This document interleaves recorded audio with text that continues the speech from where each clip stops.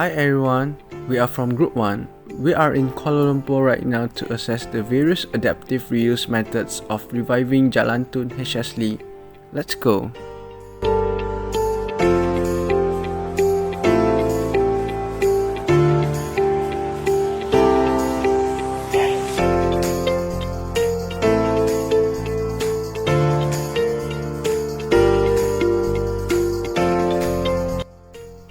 Jalan Tun Lee holds historical significance as a prominent street in Kuala Lumpur, Malaysia. Named after Tun Lee, a renowned Chinese-Malaysian businessman, it played a vital role in the city's development. Once a bustling commercial hub in Chinatown, the street housed shops and residences that contributed to Kuala Lumpur's growth. Today, Jalan Tun Lee maintains its historical charm and continues to be a popular destination. With a blend of old and new buildings, diverse shops, and cultural attractions, it reflects the multicultural fabric of Malaysia while serving as a vibrant center for locals and tourists.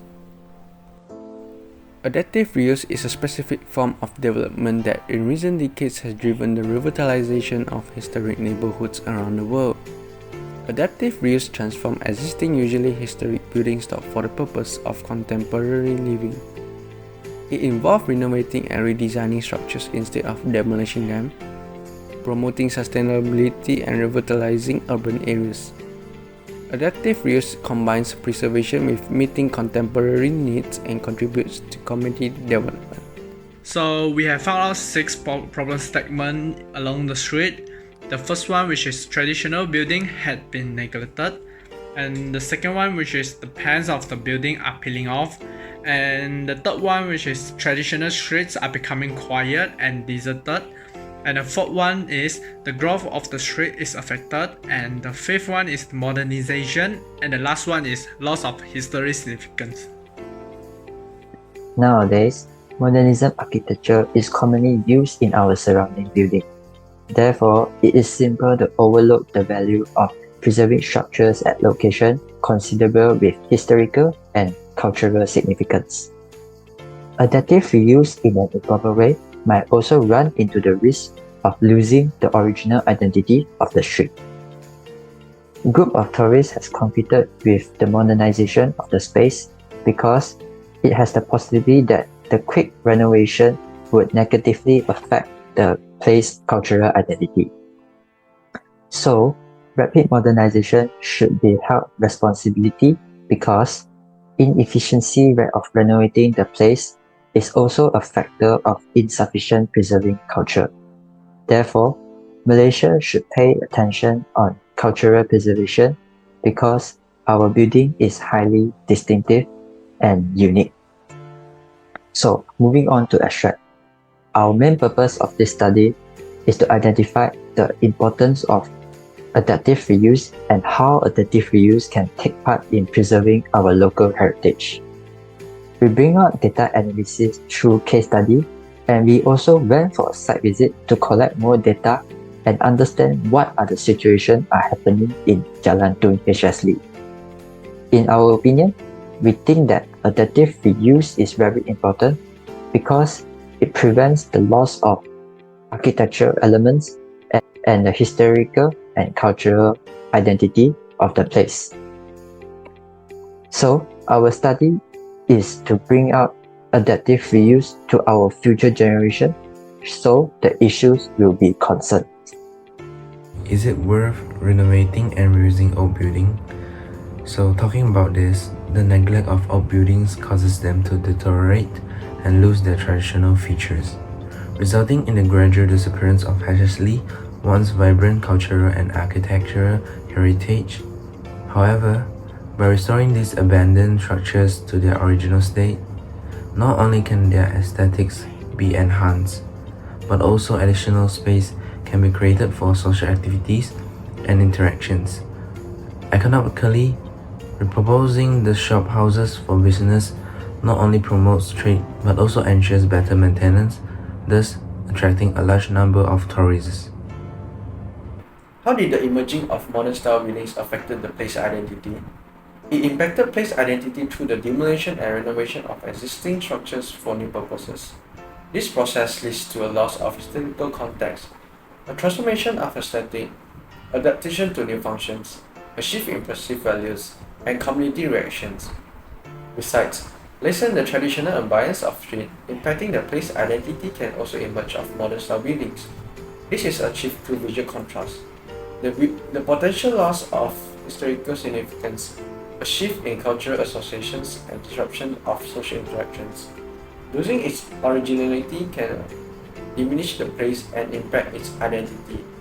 Finally, the place identity by gradually overshadowing traditional buildings with more modernist structures. This occurs through balance the integration of modern buildings, preserving the unique elements and original character of a place is essential to maintain its originality and distinct identity. So, how can we solve it?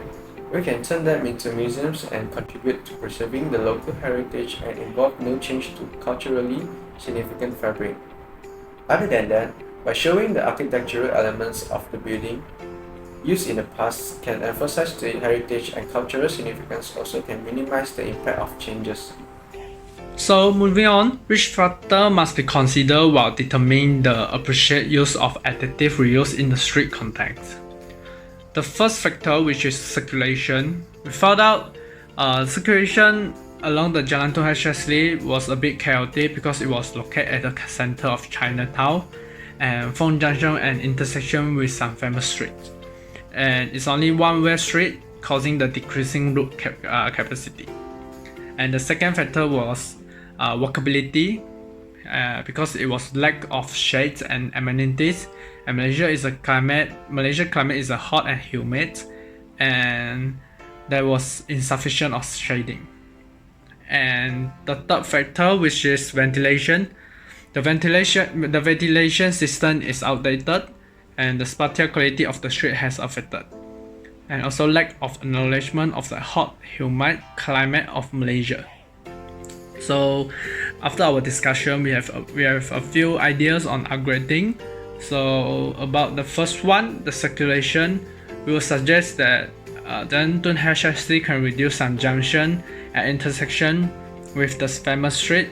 With other famous streets such as Jalan Petaling, Jalan Tun Tan Chen Lok.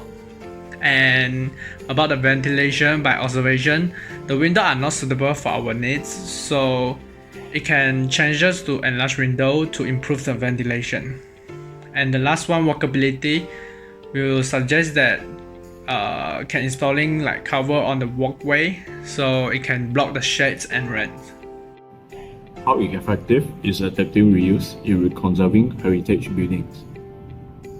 Adaptive reuse of heritage buildings is a form or strategy towards conservation of cultural heritage, as it extends the building's life and avoids demolition waste, encourages reuse of the embodied energy, and also provides significant social and economic benefits to the society. This preserves the building by finding another use than worn-out building after sub-renovation. This also preserves the original form of the building so that it is able to reuse for another purpose. An example would be the light capture cafe. The brick walls were kept the same even after experiencing a fire which destroyed parts of the building. The fire-lit brick walls represent what it used to be. This also helps in reducing the waste, and it is better for the environment as materials are not wasted when demolishing a building. Demolishing a building requires time and resources to execute. An example would be the Timothy Cafe and Claytocrat Cafe maintain its original brick walls to save materials and resources to reduce waste, as the original walls are still intact and also represents the building history from the past. Despite the challenge involved, such as ensuring structural integrity and addressing building codes, when undertaken with care, adaptive reuse emerges as an effective and holistic approach to preserving heritage buildings. Why is adaptive reuse so important? Mainly there are 5 reasons.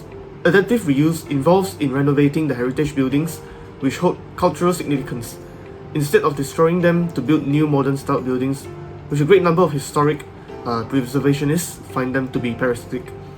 Adaptive reusing these traditional heritage buildings can maintain the authenticity and characters of the street, which in this case is Jalan Tun HSD.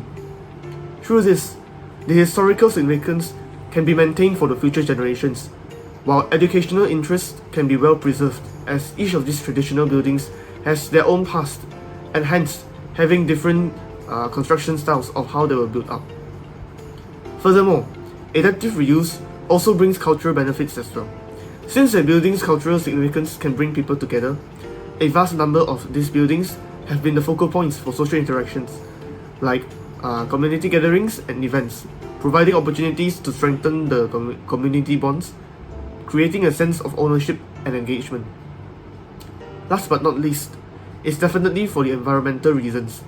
Since this is considered to be an eco-friendly approach to the environment in constructions, it is because during the renovation and reuse of the heritage buildings, it doesn't require the same number of resources as needed as what building an entirely new one from scratch, which indirectly acting as recycling of materials.